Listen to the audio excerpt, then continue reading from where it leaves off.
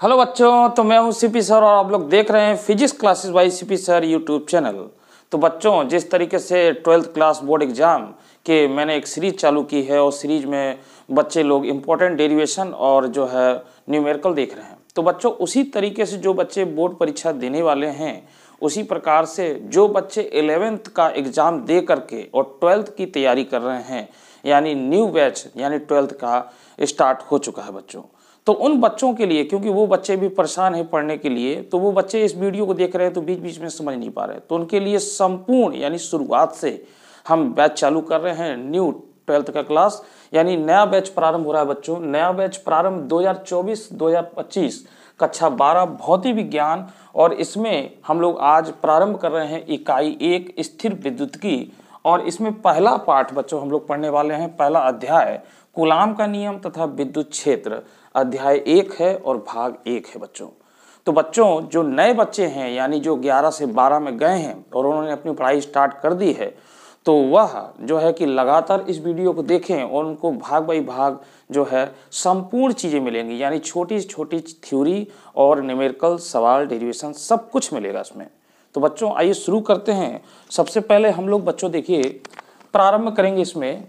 तो बच्चों, सबसे पहले देखिए हम बात करेंगे 3 टॉपिक की, यानी सबसे पहले विद्युत धारा, विद्युत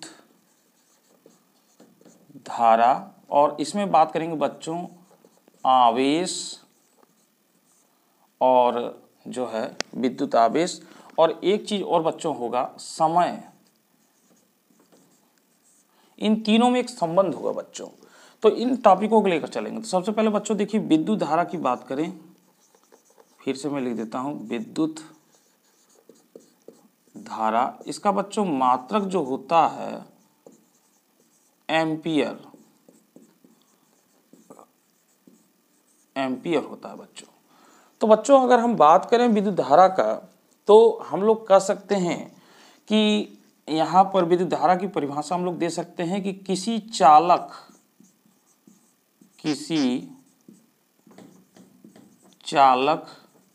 में प्रवाहित आवेश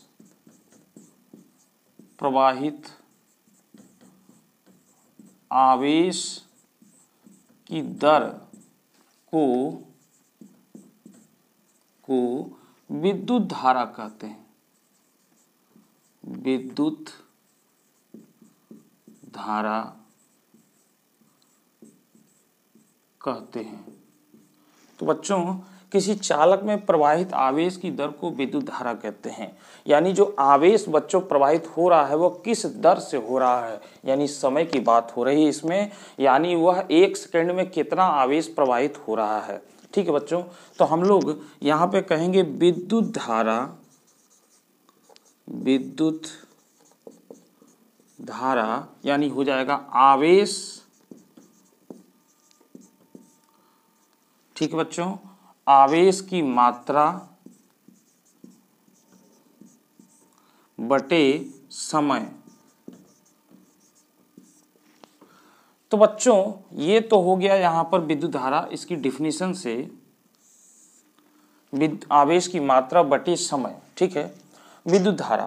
तो बच्चों ये हो गया। अगर यहाँ पे आवेश देखा जाए तो आवेश की मात्रा यानी आवेश बराबर बच्चों हो जाएगा विद्युत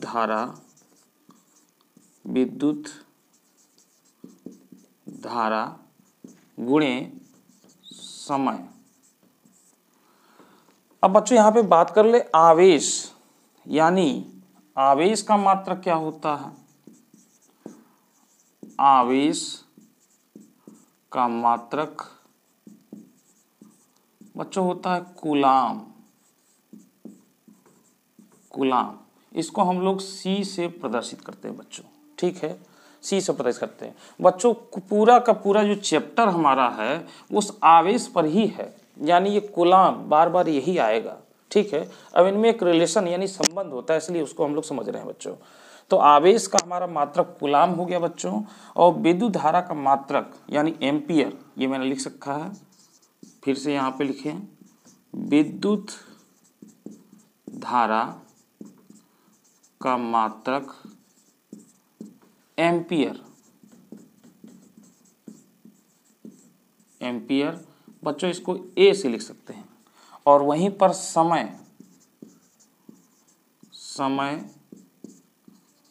का मात्रक ये हो जाएगा सेकेंड, सबसे छोटी इकाई। ठीक है बच्चों, समय सेकेंड, यस से दिखा सकते हैं सेकेंड। तो बच्चों इस तरीके से अगर हम यहाँ पर देखें आवेश, ठीक है, तो बच्चों यहाँ पर अगर हम 1 कूलाम आवेश रखें तो देखिए 1 कूलाम यानी 1 कूलाम, 1 कूलाम बराबर बच्चों हो जाएगा एक। अगर हम यहाँ पे 1 कूलाम आवेश तब आएगा जब एक कब आएगा, जब ये 1 हो और ये 1 हो, यानी हम कहेंगे 1 एम्पियर, 1 एम्पियर सेकेंड, सेकेंड। तो बच्चों हम लोग कह सकते हैं कि किसी चालक में अगर 1 एम्पियर की धारा 1 सेकेंड तक प्रवाहित हो तो उसमें जो है कि उसमें प्रवाहित होने वाला आवेश कितना हो जाएगा, 1 कूलाम। ठीक है, यानी हम कह सकते हैं बच्चों कि किसी चालक में, अब देखिए आवेश 1 कूलाम की परिभाषा हो गई कि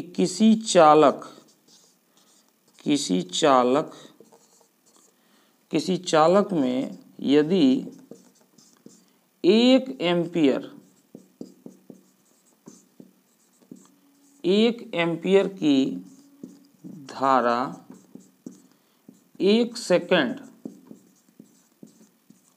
सेकेंड तक प्रवाहित हो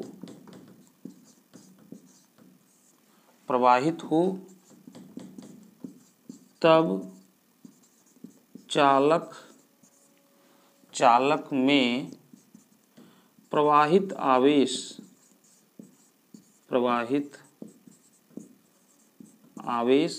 1 कूलाम होगा, 1 कूलाम होगा।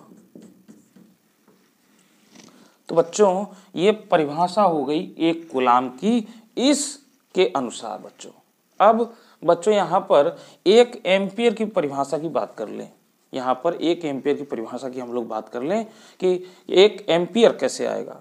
तो बच्चों देखिए 1 एम्पियर क्या है, यदि आपके पास 2 सीधे तार हों, इस तरीके से बच्चों 2 सीधे तार हैं आपके पास, और इनमें एक ही धारा, मतलब इसमें एक ही धारा बह रही हो, जैसे इसमें I और इसमें भी I बह रही हो धारा।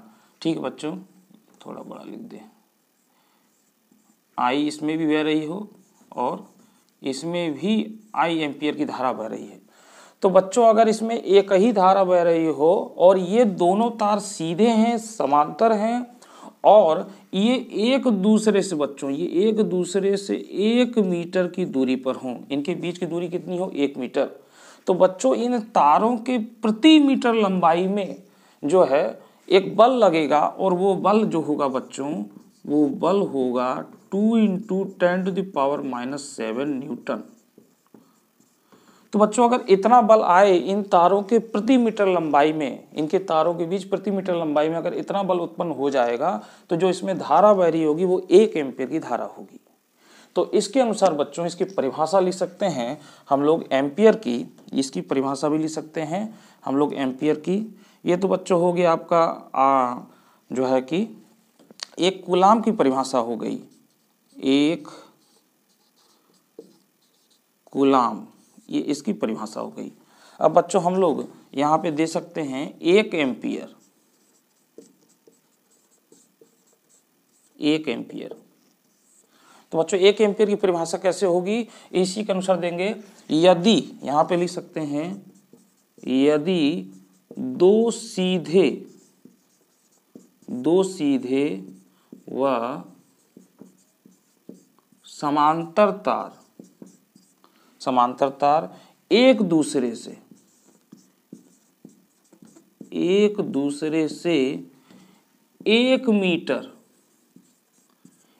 मीटर की दूरी पर हों तथा दोनों तारों में एक ही विद्युत धारा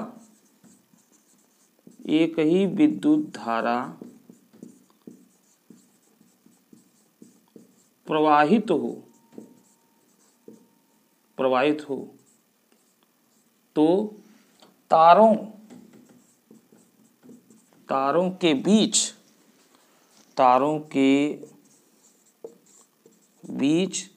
प्रति मीटर लंबाई में 2×10⁻⁷ न्यूटन का बल उत्पन्न हो तो तारों में बहने वाली धारा 1 एम्पियर होगी।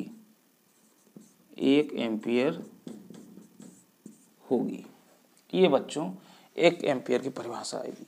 ठीक है, बहुत ही उत्तम परिभाषा है। यदि दो सीधे व समांतर तार एक दूसरे से 1 मीटर की दूरी पर हों तथा दोनों तारों में एक ही विद्युत धारा प्रवाहित हो रही हो, अब जो भी प्रवाहित हो रही हो बच्चों हो रही हो, तो तारों के बीच प्रति मीटर लंबाई में, इन तारों के बीच प्रति मीटर 1 मीटर की लंबाई में अगर हमारा इतना बल लग रहा है, इतना बल उत्पन्न हो रहा है, तो तारों में जो बहने वाली धारा होगी वो कितनी होगी? 1 एम्पियर होगी बच्चों। ठीक, बात समझ में आ गई? हर चीज को मैं यहाँ पे समझाऊंगा बच्चों।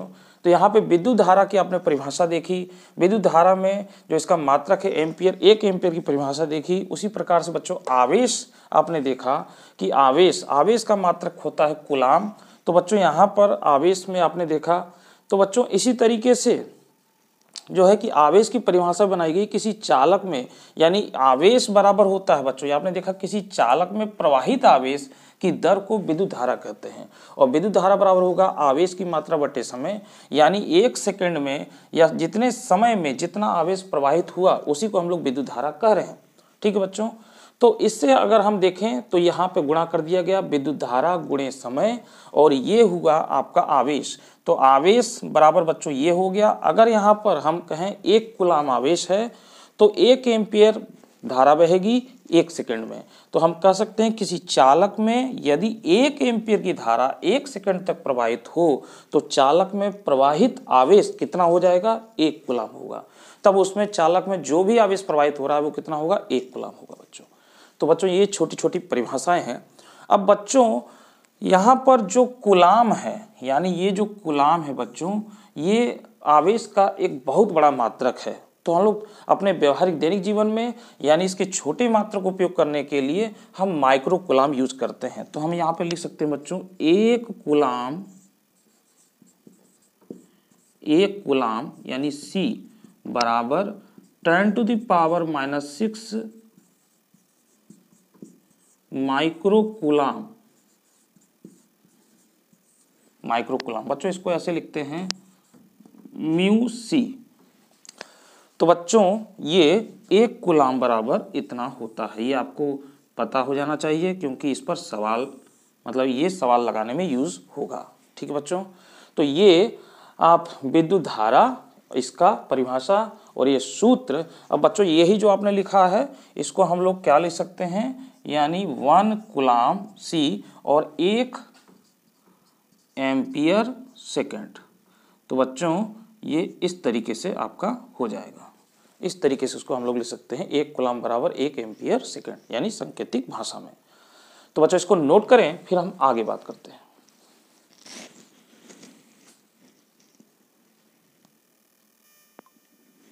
हाँ बच्चों, तो अगला बच्चों हमारा जो टॉपिक है वो है मूल आवेश की क्वांटम प्रकृति, यानी जो है क्वांटम नेचर ऑफ चार्ज। तो बच्चों आवेश की क्वांटम प्रकृति का मतलब यहाँ पर क्या है? तो बच्चों देखिए जो आवेश है, आवेश की सबसे छोटी से छोटी मात्रा यानी उसकी न्यूनतम मात्रा कि उससे छोटा ना हो, उसको कोई अनिश्चित ना कर सके, मतलब उसकी एक निश्चित जो आवेश, तो आवेश की जो न्यूनतम जो है बच्चों उसको हम लोग E से डिनोट करते हैं, यानी ये न्यूनतम मात्रा है आवेश का, इससे छोटा नहीं हो सकता। बच्चों इससे छोटा नहीं हो सकता। और इसका मान जो बच्चों निकाला गया है 1.6 इंटू 10⁻⁻19 कूलाम।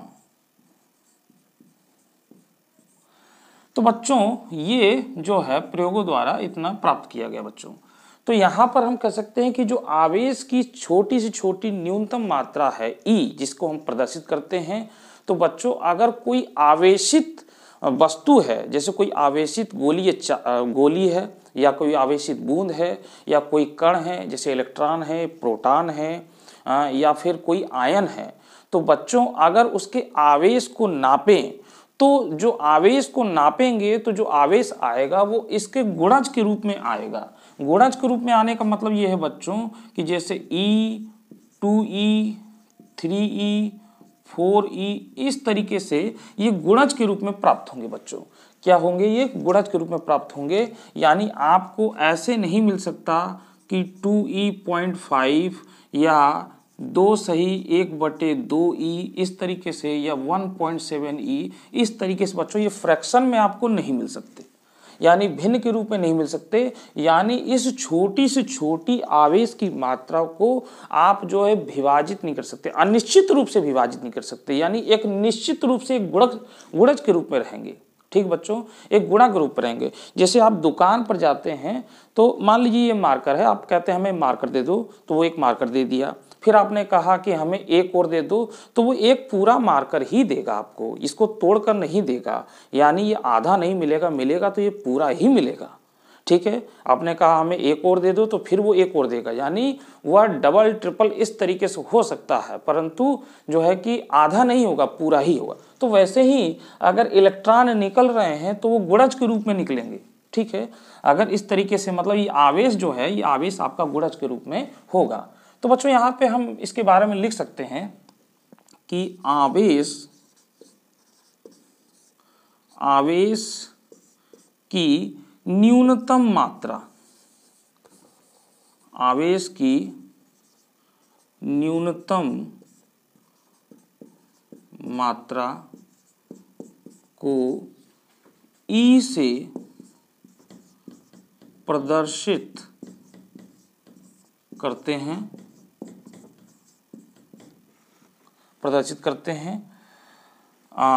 किसी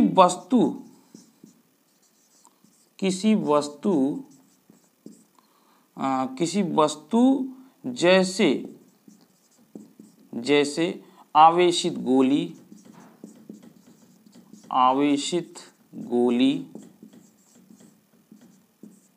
या आवेशित बूंद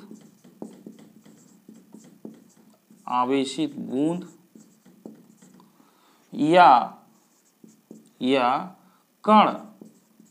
कण। तो कण में बच्चों इलेक्ट्रॉन, प्रोटॉन, ठीक है, इस तरीके से, या आयन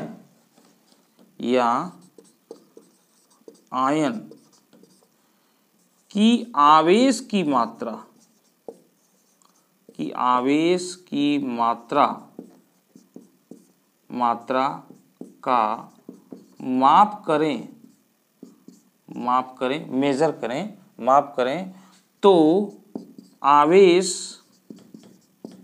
आवेश गुणज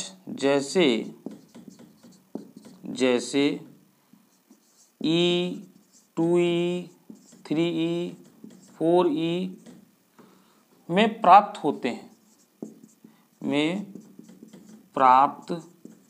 होते हैं। आवेश की न्यूनतम मात्रा की आवेश E से न्यूनतम मात्रा नहीं होती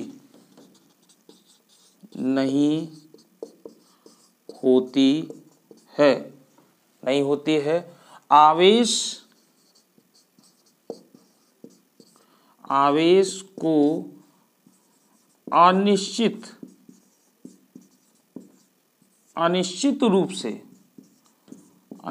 रूप से विभाजित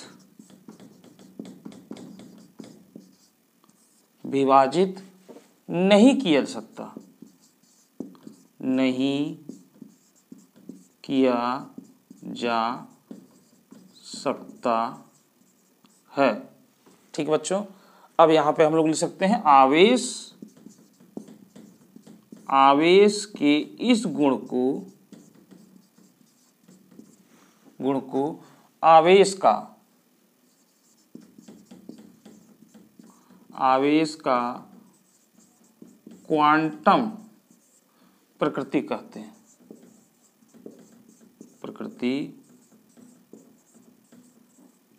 हैं, तो बच्चों ये जो मैंने आपको बताया ये आवेश की क्वांटम प्रकृति हो गई, यानी कि जो है कि आवेश। अब बच्चों देखिए, जैसे हमारे पास है इलेक्ट्रॉन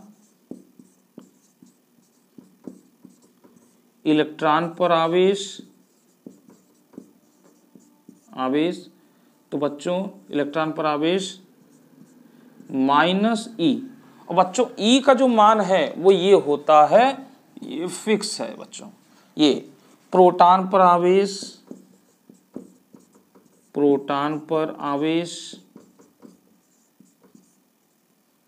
तो बच्चों ये क्या हो जाएगा प्लस ई, ये क्या हो जाएगा प्लस ई।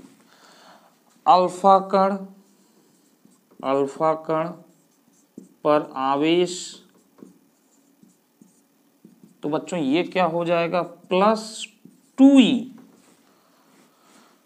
ठीक है बच्चों, तो बच्चों जैसे कि आवेश को बताता है ये e, यहां पर माइनस, क्योंकि इलेक्ट्रॉन पर नेचर कैसा होता है माइनस, ठीक है, माइनस ऋणात्मक आवेश होता है। तो बच्चों हम लोग अगर ये लिखें, अगर हमने लिख दिया बच्चों कि इलेक्ट्रॉन पर आवेश यानी 1.6 इंटू 10⁻⁻19 कूलाम, तो अगर इलेक्ट्रॉन है बच्चों तो हम लोग कहेंगे ऋणावेश, तो हम लोग इसको बोलेंगे इतना इकाई ऋणावेश, ये बोलेंगे बच्चों। ठीक है, अगर बच्चों हम लोग यहाँ पर प्रोटॉन पर अगर देखते हैं, प्रोटॉन P, तो बच्चों यहाँ पर हम लोग लिख देंगे 1.6 इंटू 10⁻⁻19 कूलाम धनावेश, यानी ये धनावेश होगा बच्चों। ठीक है, तो बच्चों उसी तरीके से जो अल्फा कण है यहाँ पर प्लस और 2e क्यों लिखा गया समझ लीजिए। जैसे देखिए आपका हीलियम है तो ये होता है 2He4। अब बच्चों इसमें इलेक्ट्रॉन 2 हैं, प्रोटॉन 2 हैं और न्यूट्रॉन 2 हैं बच्चों। ठीक है, अगर इसमें से 2 इलेक्ट्रॉन निकल जाएं यानी 2He4, तो बच्चों अगर ये 2 इलेक्ट्रॉन निकल जाएं तो यानी हम लोग कहेंगे He++ 2 इलेक्ट्रॉन बाहर हो गए। तो इस कंडीशन में बच्चों हमारे पास क्या हो जाएगा कि जो इलेक्ट्रॉन है वो शून्य हो जाएंगे, क्योंकि 2 इलेक्ट्रॉन है चले गए 0, और बच्चों यहाँ पर प्रोटॉन हो जाएंगे 2 हो जाएंगे और न्यूट्रॉन हो जाएंगे 2 हो जाएंगे बच्चों। ठीक है, तो जो हीलियम है इसका जो नाभिक है बच्चों, यानी ये नाभिक और ये कक्षा जिसमें कि 2 इलेक्ट्रॉन थे, तो ये दोनों तो निकल गए। अब इसका ये केवल नाभिक बचा बच्चों, ये इसका केवल नाभिक बचा है। इस नाभिक में अब क्या रह गए हैं, ये 2 प्रोटॉन और 2 न्यूट्रॉन हो गए बच्चों। तो बच्चों यहाँ पर देखिए न्यूट्रॉन पर कोई आवेश नहीं होता है और प्रोटॉन पर क्या होता है प्लस आवेश होता है। तो ये 2 इसलिए आया और प्लस यानी यहाँ पर प्रोटॉन पर चार्ज कारण, तो इसलिए +2e लिखा गया।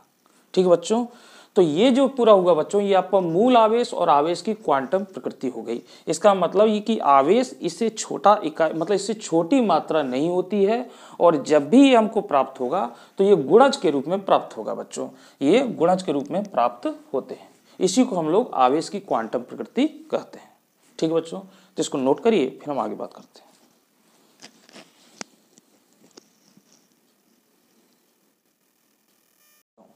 तो जो है अब अगला हम लोग पढ़ते हैं कूलाम का नियम।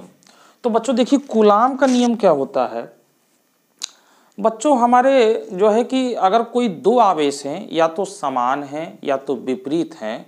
ठीक है, अगर समान आवेश हैं तो एक दूसरे को प्रतिकर्षित करते हैं, अगर विपरीत आवेश हैं तो एक दूसरे को आकर्षित करते हैं। ये तो सबको पता है बच्चों कि जो समान आवेश होगा यानी अगर प्लस आवेश है और प्लस आवेश है, तो ये एक दूसरे को प्रतिकर्षित करेगा, यानी ये इधर की ओर ढकेलना चाहेगा और ये इधर की ओर। इसको हम लोग कह रहे हैं प्रतिकर्षित।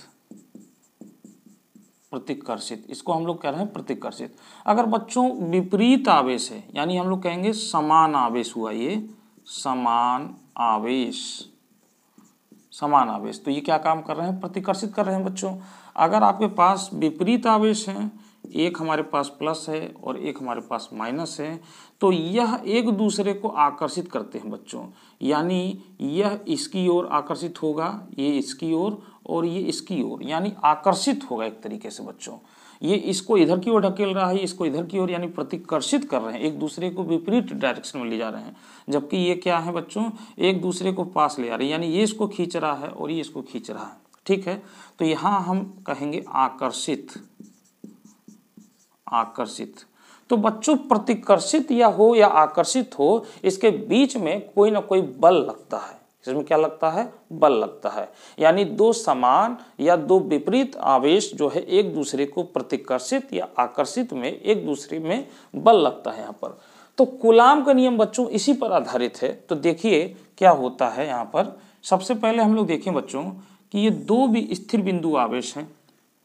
हमारे पास एक प्लस क्यू आवेश है, यानी Q1, यानी हम यूँ कह सकते हैं बच्चों, ये अगर प्लस Q1 आवेश है और ये आपका प्लस Q2 आवेश है, ठीक है, ये यहाँ पर प्लस Q2 आवेश है, और एक दूसरे से ये R मीटर की दूरी पर हो, थोड़ा बड़ा लिखते हैं,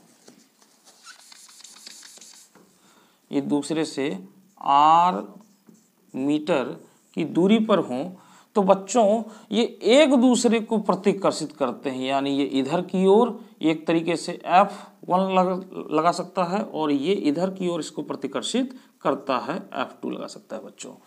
तो ये एक दूसरे को प्रतिकर्षित करते हैं बच्चों, यानी दो समान आवेश हैं बच्चों। तो इनके बीच में अब ये जो बल लगता है बच्चों, यानी अगर एक दूसरे को समान बल से अगर प्रतिकर्षित कर रहे हैं, दोनों समान बल से बच्चों, तो हम यहाँ पे कह सकते हैं, इसकी परिभाषा देंगे कि दो स्थिर बिंदु आवेश, दो स्थिर बिंदु आवेश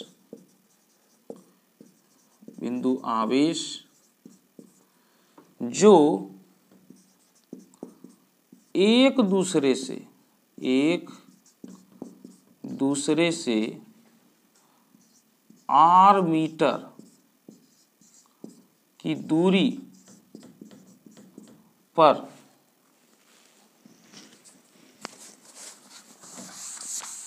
इसको मिटा देते हैं,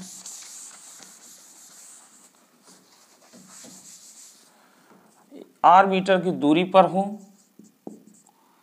तब वे एक दूसरे को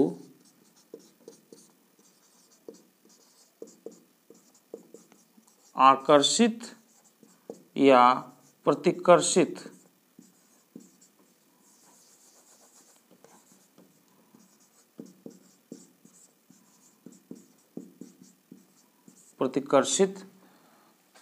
ठीक है करते हैं बच्चों। यहाँ पे आकर्षित या प्रतिकर्षित का मतलब ये है कि अगर दोनों समान आवेश हैं, उसी प्रकार से देखिए अगर माइनस माइनस ले तब भी वो क्या करेंगे, प्रतिकर्षित करेंगे, ठीक है, वो प्रतिकर्षित करेंगे। अगर एक माइनस है एक प्लस है तो क्या करेंगे, आकर्षित करेंगे। यदि दो स्थिर बिंदु आवेश जो एक दूसरे से R मीटर की दूरी पर हों, तब वो एक दूसरे को आकर्षित या प्रतिकर्षित करते हैं। तो बच्चों हम लोग लिखेंगे, तो इनके बीच लगने वाला बल, इनके बीच लगने वाला बल, तो बच्चों इनके बीच लगने वाला बल दोनों आवेश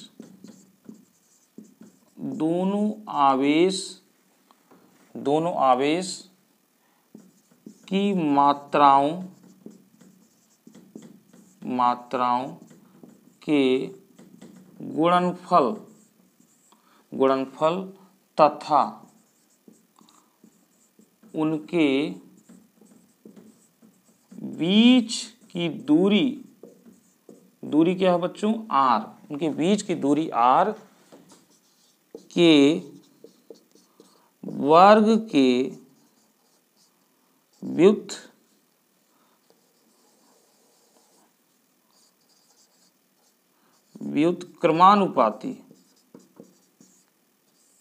क्रमानुपाती होता है। तो बच्चों यानी इसकी परिभाषा के अनुसार क्या हुआ कि दो स्थिर बिंदु आवेश जो एक दूसरे को r मीटर की दूरी पर हो तब वो एक दूसरे को आकर्षित या प्रतिकर्षित करते हैं। इनके बीच लगने वाला बल दोनों आवेश की मात्राओं के गुणनफल तथा उनके बीच की दूरी r के वर्ग के व्युत्क्रमानुपाती होता है। तो बच्चों हम यूं कह सकते हैं कि F प्रोपोर्शनल यानी Q1 Q2, बच्चों ये समीकरण 1 हुआ।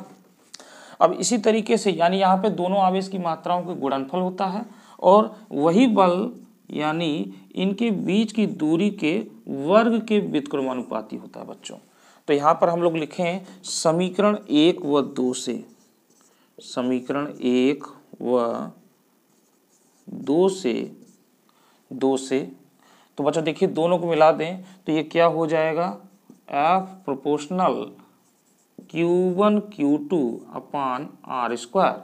अब बच्चों इस प्रोपोर्शनल को हटाएंगे तो एक नियतांक ले आएंगे यहाँ पर, F बराबर K। ये बच्चों इस तरीके से देखिए छोटा K हम बनाएंगे इस तरीके से K, और ये हो जाएगा Q1 Q2 अपान R स्क्वायर। तो बच्चों ये आता है, ठीक है, जहां लिख सकते हैं जहां के अनुक्रमानुपाती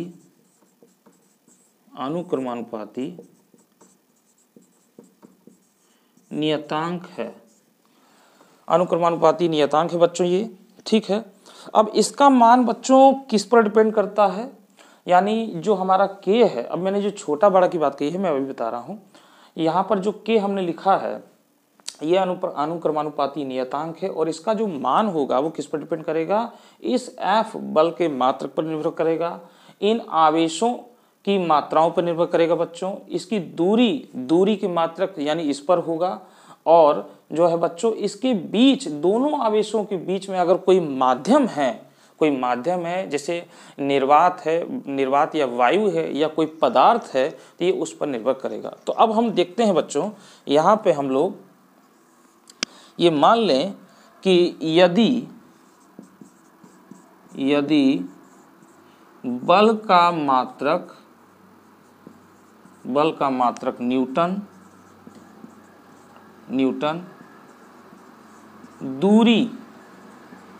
दूरी का मात्रक मीटर, ठीक है, दूरी का मात्रक मीटर और आवेश का मात्रक कूलाम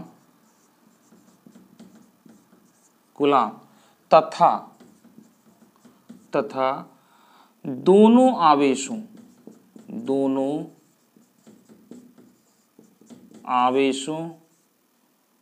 के बीच का माध्यम निर्वात या वायु हो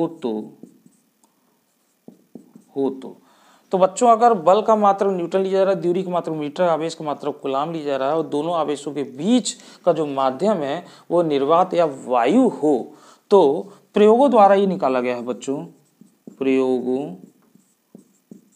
द्वारा जो K का मान है 9 × 10⁻⁹ जो है 9 बच्चों इतना आ जाएगा आपका, ये आपका इतना आ जाएगा, ठीक है, ये प्रयोग द्वारा इतना निकाला गया है। तो बच्चों इसका मात्रक हो जाएगा न्यूटन मीटर स्क्वायर प्रति कूलाम स्क्वायर, ये आपका हो जाएगा बच्चों, ठीक है, ये आपका इतना हो जाएगा। अच्छा हाँ बच्चों, यहाँ पर जो एक अभी इससे पहले हमने जो बताया था आपको कि 1 कूलाम और यहाँ पर ये आपका 1 एम्पियर और सेकेंड इस तरीके से था 1 कूलम बराबर।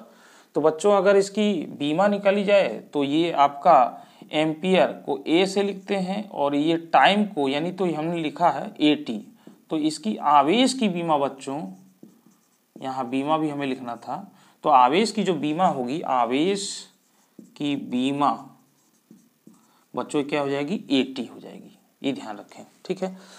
तो बच्चों इसी तरीके से यहाँ पर जो K का आएगा ये इस तरीके से हो जाएगा। अभी हम इस पे बीमा पर और तमाम चीज़ों पर बात करते हैं बच्चों। तो हमें K का मान इतना मिलता है बच्चों, ठीक है। अब यदि बच्चों यहाँ पर देखें कि इसमें तो ये हमारे पास है यहाँ पर, तो बच्चों अगर आवेश 1 कूलम लिया जाए, ठीक है, आवेश 1 कूलम, ठीक है, R बराबर 1 मीटर, 1 मीटर लिया जाए, ठीक है बच्चों। तो अगर बच्चों यहाँ पर देखिए ये 1 लिया जाए तो ये 1 और 1 ये खत्म हो जाएगा, तब बच्चों क्या हो जाएगा, तब जो है आपका F बराबर ये हो जाएगा 9 × 10⁻⁹, ठीक है, 9। तो बच्चों ये इतना न्यूटन हमको प्राप्त होगा, यानी ये आपका ये बराबर K और K का मान आपका क्या है, ये हो जाएगा। यानी आवेश अगर 1 कूलम ले रहे हैं, उनके बीच की दूरी 1 मीटर है, तो हमारा जो बल होगा वो आपका इतना हो जाएगा न्यूटन, ठीक है बच्चों। तो यहाँ पर बच्चों हम लोग कूलम की परिभाषा को फिर से जो है यहाँ पर दे सकते हैं। तो देखिए क्या परिभाषा देंगे, तो मैं ऊपर यहाँ पर लिख रहा हूँ फिर से कूलम की परिभाषा को, यानी इसके माध्यम से लिख रहे हैं। देखिए तो ध्यान दीजिएगा, यहाँ पे बच्चों लिख सकते हैं 1 कूलम वह आवेश है जो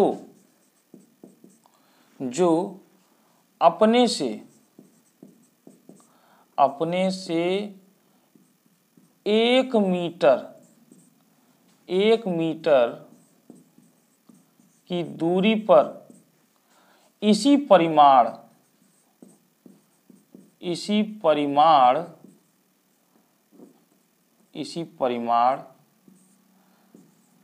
के अन्य, यानी 1 कूलम आवेश तो हमने लिया है, इसी परिमाण के अन्य सजातीय आवेश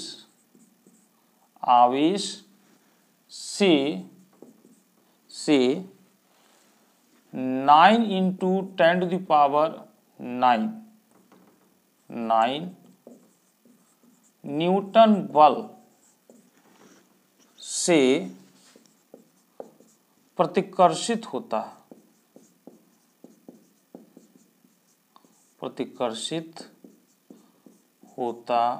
है। तो बच्चों 1 कूलम की परिभाषा हम लोग इससे भी दे सकते हैं कि 1 कूलम वह आवेश है जो अपने से 1 मीटर की दूरी पर इसी परिमाण के अन्य सजातीय आवेश से 9 × 10⁹ न्यूटन बल से प्रतिकर्षित होता है बच्चों, ठीक है। यानी आप इसके आधार पर ये परिभाषा दे सकते हैं। यहाँ पर अगर यहाँ पर आवेश का मात्रक जो है कि मान ले लें 1 कूलम और इनके बीच की दूरी का 1 मीटर, तो ये दोनों जो है यहाँ पर जो 1 कूलम का आवेश लिया गया है वह दूसरे आवेश यानी अन्य सजातीय आवेश का मतलब सजातीय उसी के समान होगा, तो वो प्रतिकर्षित करेगा, तो वह इतने न्यूटन बल से प्रतिकर्षित करेगा बच्चों। अच्छा, अब बच्चों देखिए यहाँ पर जो है इसकी मात्रक जो हमने लिखा है यहाँ पर, ये K का मात्रक जो है ये कैसे आया, तो इसको समझते हैं, ठीक है। तो यहाँ पर बच्चों देखिए K का मात्रक निकालने के लिए हम क्या काम करेंगे, सबसे पहले सूत्र लिख लेते हैं, F बराबर K Q1 Q2/r²। तो हमें K का मान निकालना है, तो इसका गुणा इधर कर देंगे, तो K बराबर हो जाएगा बच्चों आपका क्या हो जाएगा, ये हो जाएगा F × r², और बच्चों ये आपका हो जाएगा Q1 Q2, ये हो जाएगा, ठीक है, थोड़ा बड़ा लिखते हैं Q1 Q2। अब बच्चों देखिए यहाँ पर ये बल का मात्रक हो जाएगा, तो F का बल का मात्रक क्या होता है, न्यूटन तो लिखते हैं, ठीक है, तो न्यूटन हो जाएगा, न्यूटन, और r दूरी है तो मीटर स्क्वायर, मीटर स्क्वायर हो गया, बटे तो बच्चों ये क्या है, आवेश है कूलाम, ये भी आवेश है कूलाम, तो कूलाम स्क्वायर हो जाएगा, कूलाम का स्क्वायर। तो बच्चों इसी को हम लोग ऐसे लिख रहे हैं, न्यूटन मीटर स्क्वायर और प्रति कूलाम स्क्वायर, ये ऊपर हो जाएगा प्रति कूलाम स्क्वायर। तो ये के का माना, वो के का मात्रक आ जाएगा यहाँ पर बच्चों, ठीक है। तो बच्चों इस तरीके से ये आपका हुआ, ठीक है। अब बच्चों यहाँ पर देखिए कि ये जो फार्मूला लिखा गया है, यहाँ पर हम इसको आगे और यहाँ पे दिखाते हैं कि ये जो आपका लिखा गया है, मैं यहीं पर लिख देता हूँ कि F बराबर ये जो K लिखा गया है Q1 Q2 अपान R स्क्वायर। तो ये जो K है यानी जो नियतांक लिया गया है स्मॉल k में, तो ये K बराबर यहाँ पर हम लोग लिखते हैं 1/4 पाई एप्सिलॉन नॉट, ठीक है बच्चों, एप्सिलॉन नॉट, और ये इस तरीके से लिखा जाता है। तो बच्चों ये अगर यहाँ पर वैल्यू पुट करें तो देखिए क्या फार्मूला आ जाएगा, F बराबर 1/4 pi epsilon not Q1 Q2 upon R square. तो बच्चों ये आपका आता है न्यूटन, ठीक है। बच्चों यहाँ पर जो एप्सिलॉन नॉट है इसे निर्वात की विद्युतशीलता कहते हैं, ठीक है बच्चों, इसको बोलेंगे एप्सिलॉन,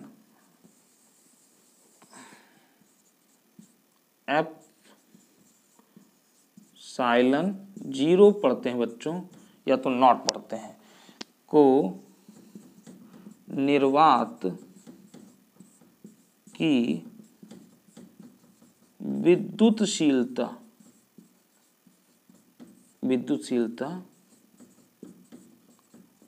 कहते हैं, ठीक है बच्चों, ये कहते हैं यहाँ पर। तो बच्चों आज की वीडियो में इतना ही, हम यहीं पर इसको विराम देते हैं।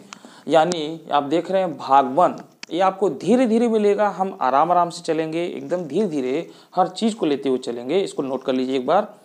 और इसके अगले भाग में इससे आगे हम लोग बात करेंगे बच्चों।